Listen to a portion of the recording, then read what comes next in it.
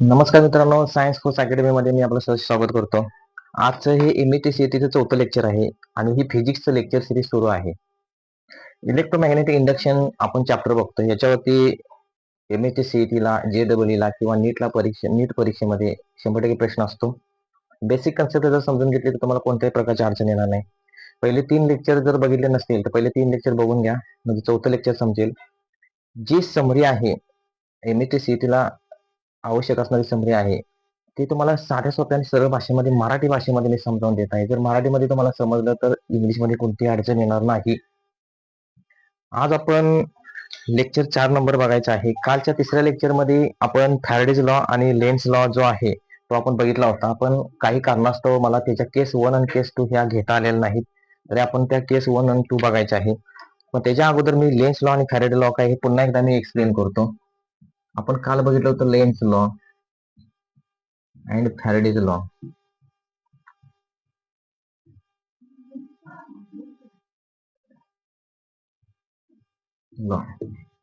बघा, लेन्झनं ज्यावेळी फॅरेडेजने काय सांगितलं बघा, फॅरेडेजने सांगितलं होतं जे मॅग्नेटिक फ्लक्स आहे जेवढं चेंज होईल तेवढा इंड्युस्ड करंट तयार होईल हे सांगितलं होतं. कोणी सांगितलं होतं? फॅरेडेजने सांगितलं. जो इंड्युस्ड करंट आहे तो जेवढा मॅग्नेटिक फ्लक्स चुंबक मध्ये चेंज होईल त्याच्या बरोबर असेल. जर त्या मॅग्नेटला नंबर ऑफ टर्न असतील तर तुम्ही इथे एन देऊ शकता. हे कोणी सांगितलं होतं? फॅरेडेजने सांगितलं होतं. बरोबर, मी काल एक्सप्लेन केलेलं आहे. लेन्झनं काय सांगितलं? लेन्झनं काय सांगितलं की कॉईल मध्ये इंड्युस्ड करंट तयार होते, पण त्याला अपोज करणार ती कॉईल स्वतः काय करते? मॅग्नेटिक फील्ड तयार करते आणि मॅग्नेटिक फ्लक्सला अपोज करते. म्हणून तुम्ही मायनस साईन द्या. लॉज ऑफ कन्झर्वेशनचा तिथं रूल फॉलो होतोय, म्हणून ह्या ठिकाणी मायनस साईन दिलं गेलं. Induced current is equal to minus N D delta phi by D T असं इक्वेशन लेन्झनं दिलं. हे अतिशय महत्वाचं इक्वेशन आहे. IMP आहे, व्हेरी IMP इक्वेशन आहे. याच्यावरती प्रश्न असतात. लेन्झने दिलं. बरोबर. आपल्याला मॅग्नेटिक फ्लक्स जर काढायचा असेल तर आपल्याला फॉर्म्युला माहिती आहे. जर मॅग्नेटिक फ्लक्स जर तुम्हाला काढायचा असेल तर आपण कशाने काढतो? बी वेक्टर डॉट ए वेक्टर आपण मॅग्नेटिक फ्लक्स काढतो. बरोबर आहे. हेच आपण मॅग्नेट्यूडच्या फॉर्म मध्ये लिहायला गेलो तर कसं लिहितो? बी ए कॉस थिटा असं लिहितो. जर थिटाची व्हॅल्यू 0 असेल तर कॉस 0 ची व्हॅल्यू काय असते? 1 असते. बरोबर. म्हणजे phi is equal to B into A आपण असं लिहू शकतो. बरोबर आहे. हे मी पूर्ण 1 ते 3 लेक्चर मध्ये मी चांगल्या पद्धतीने समजावून दिलेलं आहे. जर डायरेक्ट जर कोण चौथ्या लेक्चरला आला असेल तर त्याला अजिबात काही समजणार नाही. तिसरं लेक्चर समजून घेणं अतिशय गरजेचं आहे. हे जे इक्वेशन आहे हे इक्वेशन मी या ठिकाणी पुट करू शकते. बघा, या ठिकाणी इक्वेशन नंबर 2 मध्ये पुट करतो. इक्वेशन हे जे 3 नंबरच मिळालेलं आहे, पुट इन इक्वेशन 2. आता इक्वेशन 2 मध्ये मी पुट करत असताना काय कसं पुट करतो बघा, is equal to minus N D by del T B into A. आता बोर्ड पुसणं गरजेचं आहे. बोर्ड इथं पुसतो, थोडस इरेज करायला पाहिजे मला. बघा, हे पुट केल्यानंतर induced current is equal to minus N, मी मॅग्नेटिक फ्लक्स बाहेर घेतो, बी बाहेर घेतो, into del A by del T. कारण एरिया बदलतो, कारण इथं काय बदलतो? एरिया बदलतो. बरोबर आहे. हे मी इक्वेशन तुम्हाला काल दिलं होतं. हे व्हेरी IMP इक्वेशन आहे. या ठिकाणी टेक्स्टबुक मध्ये तुम्हाला टर्न दिलेल्या नाहीत, त्यामुळं या ठिकाणी एन मी काढून टाकतो. म्हणजे हे इक्वेशन तुम्हाला IMP भेटलेलं आहे. आता आपण याच्यामध्ये केस 1 आणि केस 2 बघायचं होतं. काल आपण केस 1 आणि केस 2 बघितले नाही. आज आपण बघूया केस 1. केस 1 मध्ये जर एरिया पॉझिटिव्ह असेल आणि ही बी ची व्हॅल्यू मॅग्नेटिक फील्ड जर पॉझिटिव्ह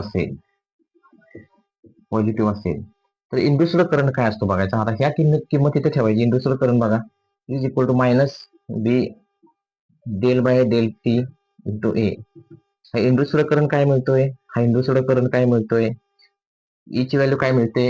इंड्युस्ड करंट जो आहे किंवा EMF जो आहे ह्यालाच आपण काय म्हणतो, induced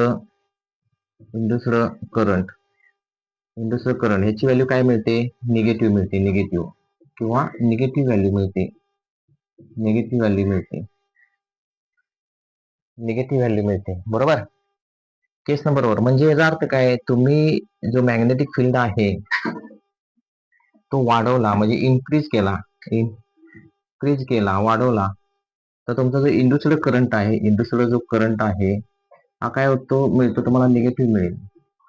for example he bar magnet आहे. हा बार मॅग्नेट जर तुम्ही चुंबककडे घेऊन गेला, हा बार मॅग्नेट आहे, हा बार मॅग्नेट तुम्ही चुंबककडे घेऊन सॉरी फॉर एक्झाम्पल हा बार मॅग्नेट आहे, नॉर्थ पोल आणि साऊथ पोल. हा जर तुम्ही कॉइलकडे घेऊन गेला, कॉइलकडे या ठिकाणी गॅल्व्हनोमीटर आहे, तर काय होणार आहे, इंड्युस्ड करंट तयार होईल मोठ्या प्रमाणामध्ये. बरोबर आहे. म्हणजे ही जी मॅग्नेटिक फील्ड आहे ती वाढवली, इन्क्रीज केली, इन्क्रीज, तर काय होणार आहे, इंड्युस्ड करंट तयार होईल. जो इंड्युस्ड करंट तयार होतो तो कसा असणार आहे, निगेटिव्ह असणार आहे. इथे मी प्रूफ करून दाखवलंय. बरोबर. तर केस नंबर 2 मध्ये बघूया. केस नंबर 2 जे आहे, केस नंबर 2 मध्ये हा जो एरिया आहे हा काय ठेवला मी, पॉझिटिव्ह ठेवला, पॉझिटिव्ह. आणि ही मॅग्नेटिक फ्लक्सची व्हॅल्यू आहे ती मी काय घेतली, निगेटिव्ह घेतली, निगेटिव्ह. तर इक्वेशन मध्ये व्हॅल्यू पुट केल्यानंतर काय होते बघा, induced current is equal to minus, हा मायनस बी निगेटिव्ह घेतला, into del by del T into A. Minus minus plus होईल, is equal to B D A del A by del T. म्हणजे हा जो इंड्युस्ड करंट आहे, हा जो induced current आहे, इंड्युस्ड किंवा ईएमएफ आहे, हा कसा मिळतो, इंड्युस्ड ईएमएफ आहे तो कसा मिळतो, पॉझिटिव्ह मिळतो. याचा अर्थ असा आहे की जर तुम्ही मॅग्नेटिक फील्ड डिक्रीज केली तर तुम्हाला जो ईएमएफ भेटतोय तो कसा भेटतोय, इंड्युस्ड ईएमएफ कसा भेटतोय तुम्हाला, पॉझिटिव्ह भेटतोय, पॉझिटिव्ह. याचा अर्थ काय, समजा ही कॉइल आहे, समजा हा मॅग्नेट आहे, हा की तुम्ही मॅग्नेट काढलेला आहे, हा मॅग्नेट आहे, नॉर्थ पोल साऊथ पोल. हा जर मॅग्नेट तुम्ही या कॉइल पासून दूर घेऊन गेला तर काय होणार आहे, मॅग्नेटिक जे लाईन आहे ते थोड्या प्रमाणामध्ये या कॉइल मधून पास होते. बरोबर आहे. आणि इंड्युस्ड करंट कमी होईल. मॅग्नेटिक जो फील्ड आहे ते काय होते, कमी होते ना इकडं तुम्ही लांब घेऊन गेल्यानंतर. या दोन ज्या महत्वाच्या केस होत्या त्या दोन केस आपण बघितल्या होत्या. आता याच्यानंतर जे आयएमपी पार्ट आहे तो आयएमपी पार्ट आपण बघूया. फ्लक्स ऑन द फील्ड, हा एकच पॉईंट बघायचा आपल्याला, flux on the field. Notes काढत असला तर चांगलीच गोष्ट आहे, जर नोट्स तुम्ही काढल्या नाही तर तुम्हाला अडचण येईल. 1-2-3 वेळा व्हिडिओ बघा, तुम्हाला कुठली अडचण येणार नाही. त्याच्यानंतर एमएसटी आपण क्वेश्चन सॉल्व्ह करून घेणार आहे. आता आपण बघायचं आहे फ्लक्स ऑफ द फील्ड. आपल्याला बघायचं आहे फ्लक्स ऑफ द फील्ड, हा एकच पॉईंट आज बघायचा आहे, flux of the field. Flux of the field म्हणजे एखाद्या एरियामधून फील्ड लाईन किती जातात. आता फ्लक्स आपल्याला माहित आहे, आपण फ्लक्स बघितलं होतं. फ्लक्स कशाला म्हणायचं, हा एक मॅग्नेट असेल, त्या मॅग्नेटिक लाईन असतील, दिलेल्या एरियामधून किती जातात, दिलेल्या एरियामधून किती लाईन पास होतात, त्याला आपण काय म्हणत होतो, फ्लक्स म्हणत होतो. बरोबर आहे. हा फ्लक्स कशावरती डिपेंड होता, मॅग्नेटिक फील्ड आणि एरियावरती डिपेंड होता. बरोबर आहे. मग एखाद्या मॅग्नेटिक फील्ड मध्ये ज्या रेषा असतात त्या रेषा एखाद्या एरियामधून किती जातात त्याला आपण काय म्हणत होतो, फ्लक्स म्हणत होतो. बरोबर आहे. आणि फ्लक्स ऑफ द फील्डचा अर्थ काय आहे, ज्या फील्ड लाईन आहेत ह्या फील्ड लाईन आहेत किती प्रमाणात जातात याचं आपण मोजमाप करतो या ठिकाणी. म्हणजे एखाद्या एरियामधून ह्या फील्ड लाईन आहे ते किती प्रमाणात जातात ह्याचं जे एखाद्या पृष्ठभागामधून, समजा हा एखादा एरिया आहे, त्या एरियामधून ह्या फील्ड लाईन आहे ते किती प्रमाणात जातात ह्या एरियामधून, ह्या ज्यावेळी आपण मोजतो त्याला काय म्हणायचं, फ्लक्स ऑफ द फील्ड. तुमच्या टेक्स्टबुक मध्ये दिलेला आहे, एक डायग्राम दिलेला आहे. त्या डायग्रामच्या थ्रू आपण समजून घेऊ. कोणताही एरिया असेल, समजा एक छोटासा डीए एवढा एरिया तुम्हाला कन्सिडर करायला सांगितलेला आहे. हा डीए एवढा एरिया आहे. हा जो एरिया आहे तो या सरफेस मधला छोटासा हा डीए एवढा एरिया दिलेला आहे. सरफेस मधला छोटासा हा डीए एवढा घेतलेला आहे. हा सरफेस एरिया आहे. सरफेस एरियाची जी डायरेक्शन आहे ती डायरेक्शन डीए एवढ्या एरियाची डायरेक्शन आहे, बरोबर. आता आपल्याला काय करायचं आहे, याच्यातून मॅग्नेटिक ज्या लाईन्स आहेत, मॅग्नेटिक लाईन्स किती प्रमाणात जातात त्या पृष्ठभागातून, ते आपल्याला काढायचे, पूर्ण पृष्ठभागातून काढायचे. ते काढायच्या आधी आपल्याला छोटासा एरिया कन्सिडर करावा लागेल. हा डीए एवढा एरिया, हे डीए एवढे एरिया, ह्याच्यामध्ये अनेक मोठ्या प्रमाणात असे छोटे छोटे आहेत हे डीए. आपण एकाच डीएचा एरिया काढला आणि सगळ्यांचं जर ऍडिशन केलं तर आपल्याला काय भेटेल, त्याचा फ्लक्स ऑफ द फील्डचं फ्लक्स भेटेल. म्हणजे ह्याचं पूर्ण फ्लक्स भेटेल आपल्याला. हा फील्ड मधलं फ्लक्स ऑफ द फील्ड किती आहे ते आपल्याला माहित होईल. म्हणजे इंटिग्रेशन घ्यावं लागेल. आपल्याला सुरुवातीला माहित आहे की आपल्याला एक गोष्ट माहित आहे, वी नो दॅट आपल्याला एक माहित आहे, फ्लक्स जर फाइंड करायचा असेल, फ्लक्स जर फाइंड करायचा असेल कुठले हे जर, तर आपल्याला माहित आहे phi is equal to B into A, B vector into A vector आपण फ्लक्स फाइंड करू शकतो. वेक्टर जर काढून टाकायचं असेल तर आपण काय करतो, बी इंटू ए कॉस थिटा वापरतो. ज्यावेळी डॉट असतो त्यावेळी कॉस थिटा, क्रॉस असतो त्यावेळी साइन थिटा आपण घेऊन वापरतो. हे आपल्याला 1 ते 3 लेक्चर मध्ये आपण बघितलंय, बरोबर आहे. या ठिकाणी मी तर थिटाची व्हॅल्यू 0 मानली तर कॉस 0 ची व्हॅल्यू किती असते, कॉस 0 ची व्हॅल्यू आपल्याला 1 भेटेल. त्यावेळी हा फाय इज इक्वल टू काय भेटणार आहे, बी इंटू ए भेटेल. आपल्याला फाय इज इक्वल टू काय भेटेल, बी इंटू ए भेटेल, बरोबर आहे. हे आपल्याला बेसिक माहित आहे. पण आपल्याला जर इथला फ्लक्स जर काढायचा असेल, या ठिकाणचा जर फ्लक्स काढायचा असेल तर काय करावं लागेल आपल्याला, हा फ्लक्स छोटासा फ्लक्स घ्यावा लागेल. Del phi is equal to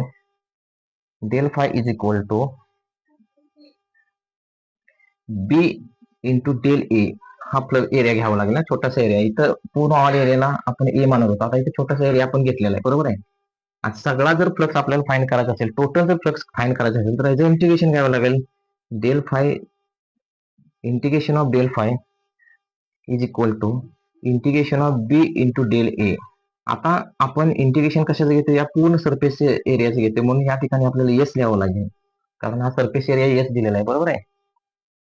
तर आता ह्याच्या पुढे आपल्याला काय करावं लागेल, तर हे इंटिग्रेशन आपण ज्यावेळी घेतोय, इंटिग्रेशन घेतो त्यावेळी phi is equal to magnetic field change होत नाही, एरिया चेंज होतोय, म्हणून मी मॅग्नेटिक फील्ड कॉन्स्टंट आहे म्हणून मी बाहेर घेतलं डी ए, मी असं लिहू शकतो, बरोबर आहे.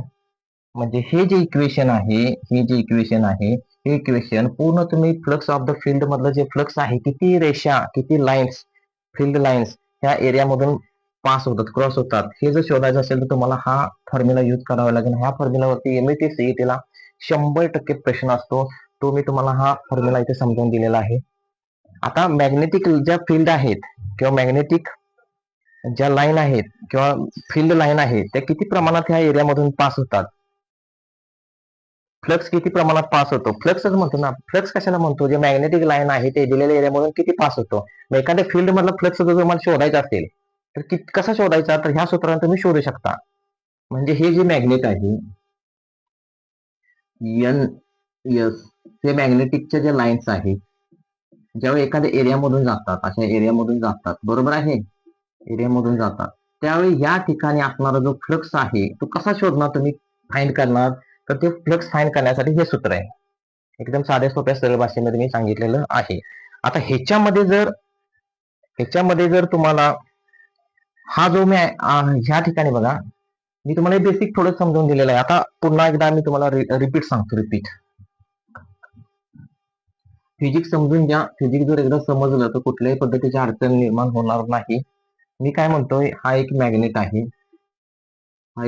आहे, नॉर्थ पोल आणि साऊथ पोल, ह्याच्या ज्या फील्ड लाईन आहेत, मॅग्नेटिक लाईन आहेत, ते एखाद्या एरियामधून किती पास होतात, त्याला काय म्हणतो आपण, फ्लक्स म्हणतो, बरोबर आहे. फ्लक्स आता तो कशाने डोनेट करतो, फायनल डोनेट करतो. ते कसं फाईंड करतो, बी vector into A vector find करतो, बरोबर. हा फ्लक्स आहे, आपण हाचा फ्लक्स फाईंड करतो. आता तुमच्या टेक्स्टबुक मध्ये काय शोधायला सांगितलेलं आहे, फ्लक्स ऑफ द फील्ड. त्या फील्ड लाईन ज्या आहेत दिलेल्या एरियामधून फील्ड लाईन किती प्रमाणात जातात, हे जर तुम्हाला शोधायचं असेल तर तुम्हाला एक फॉर्म्युला दिलेला आहे. तो फॉर्म्युलाचा वापर करून तुम्ही शोधू शकता. समजा हा एक सरफेस दिलेला आहे तुम्हाला, एस हा सरफेस दिलेला आहे. हा सरफेस छोट्या छोट्या एरियानं तयार झालेला आहे. त्यातला एक छोटा एरिया मी डी ए हा कन्सिडर केला. सरफेस एरियाची डायरेक्शन ज्या ठिकाणी आहे त्या ठिकाणी डीए ची डायरेक्शन आहे, बरोबर आहे. म्हणजे हा सर डीए तुम्हाला अशा पद्धतीने दिलेला आहे बघा. हा डीए अशा पद्धतीने तुम्हाला पुस्तकामध्ये डीए दिलेला आहे, त्याची डायग्राम दिलेला आहे. त्याचे डायरेक्शन ह्या दिशेला दिलेलं आहे. फील्ड लाईन जर तुम्हाला ह्या एरियामधून किती जाते हे जर शोधायचं असेल तर तुम्हाला काय करावं लागेल, तर तुम्हाला तुमच्याजवळ एक सूत्र पाहिजे, मॅग्नेटिक फ्लक्सचं सूत्र पाहिजे, बी इंटू ए. हे तुम्हाला माहित आहे. या छोट्याशा एरियामधून जर फील्ड लाईन तुम्हाला शोधायची असेल तर आपण काय करणार, तर फ्लक्स चेंज होणार. या ठिकाणी फ्लक्स चेंज होतो, छोट्या एरियामधून फ्लक्स इकडे चेंज होत जातो, म्हणजे फ्लक्स आणि एरिया बदलतो. म्हणून इथं तुम्हाला काय घ्यायला लागेल, del phi is equal to B into del छोटासा ए घ्यावा लागेल. हा छोट्याशा एरियासाठी झाला. पूर्ण सगळ्या सरफेससाठी जर काढायचं असेल तर तुम्हाला इंटिग्रेशन घ्यावं लागेल. Del phi is equal to B integration of B into del A, आणि इंटिग्रेशन या सरफेसचा आहे म्हणून या ठिकाणी एस लिहिलं मी, बरोबर. मॅग्नेटिक फील्ड चेंज होत नाही, मी त्याला बाहेर घेतो. इंटिग्रेशन डेल फायच काय असणार आहे, कॅपिटल फाय असणार आहे, is equal to magnetic field बाहेर घेतलं मी. मॅग्नेटिक फील्ड बाहेर घेतलं, S integration of limit S into del A. हे जे सूत्र आहे या सूत्राचा वापर करून तुम्ही काय करू शकता, या सूत्राचा वापर करून तुम्ही magnetic flux of the field मधलं फील्ड लाईन किती आहे ते तुम्ही शोधू शकता, बरोबर आहे. या ठिकाणी ज्यावेळी मी बी वेक्टर ए ज्यावेळी मी व्हेक्टर फॉर्म काढून टाकतो त्यावेळी मला मॅग्निट्यूड घ्यावं लागते बी इंटू ए कॉस थिटा, बरोबर आहे. ज्यावेळी मी थिटा इज इक्वल टू 0 मानतो त्यावेळी कॉस 0 ची व्हॅल्यू किती असते, 1 असते, बरोबर. का, तर एरियाचे डायरेक्शन आणि सरफेसचे डायरेक्शन एका दिशेला आहे म्हणून अँगल किती आहे, 0 आहे. या ठिकाणी मी कन्सिडर केलेला आहे. त्यावेळी मी इथं फाय कसं लिहू शकतो, बी इंटू ए. हा फॉर्म्युला मी इथून या ठिकाणी घेतलेला आहे. या ठिकाणी तुम्ही फ्लक्स ऑफ द फील्ड हे तुम्ही काय करू शकता, शोधू शकता. अशा पद्धतीनं तुमच्या टेक्स्टबुक मध्ये विथ रिस्पेक्ट टू टाइम तुमच्या टेक्स्टबुक मध्ये टायमिंग दिलेला आहे, त्यामुळे मी या बीच्या ठिकाणी टी असं लिहू शकतो, बरोबर आहे. ज्या ज्या ठिकाणी बी आहे त्या त्या ठिकाणी मी असं टी लिहू शकतो, टायमिंग दिलेला आहे. म्हणजे हा जो फॉर्म्युला आहे तो मी फ्लक्स ऑफ द फील्ड जे दिलेल्या एरियामधून किती फ्लक्स फील्ड लाईन जातात किंवा flux of the field line जातात ते शोधायचं असेल तर तुम्हाला हा सूत्र वापरावा लागेल. आणि ह्याच्यामधून जर फील्ड लाईन जात असेल तर त्याच्यामध्ये इंड्युस्ड करंट सुद्धा तयार होऊ शकतो. दिलेल्या एरियामधून जर फील्ड लाईन जात असतील तर त्याच्यामध्ये इंड्युस्ड करंट सुद्धा तयार होऊ शकतो. हा जो इंड्युस्ड करंट आहे, इंड्युस्ड करंट जर तुम्हाला शोधायचा असेल तर एक फॉर्म्युला आहे, काय आहे, is equal to minus D phi by D T. हा एक फॉर्म्युला आहे इंड्युस्ड करंटचा. तुम्ही फायची किंमत ठेवा इथं, is equal to minus D del by D T B with timing नुसार बदलतो फ्लक्स म्हणून time surface area into B with time integration of surface area into D A. ह्या सूत्रानुसार तुम्ही इंड्युस्ड करंट या सरफेस एरिया मधला सुद्धा मोजू शकता किंवा सरफेस एरिया मधला ज्या फील्ड लाईन आहेत किती प्रमाणात फील्ड लाईन जातात याचं मोजमाप करण्यासाठी हे सूत्र आहे. फील्ड लाईन म्हणजे काय, मॅग्नेटिक फील्ड ज्या लाईन असतात त्याला आपण फील्ड लाईन म्हणतो, आणि किती लाईन पास होतात हे जर तुम्हाला शोधायचं असेल तर हा सूत्राचा वापर तुम्हाला करावा लागेल. त्याच्यानंतर आपण नेक्स्ट लेक्चरला भेटू पुढचा पॉइंट घेऊन. तुर्तात आपण इथे थांबू. व्हिडिओला लाईक करा, शेअर करा, सबस्क्राईब करा आणि तुमच्या मित्रांपर्यंत पोहोचवा, म्हणजे मित्रांना सुद्धा कोणत्याही प्रकारची अडचण येणार नाही. भेटू नेक्स्ट लेक्चरला. तोपर्यंत धन्यवाद.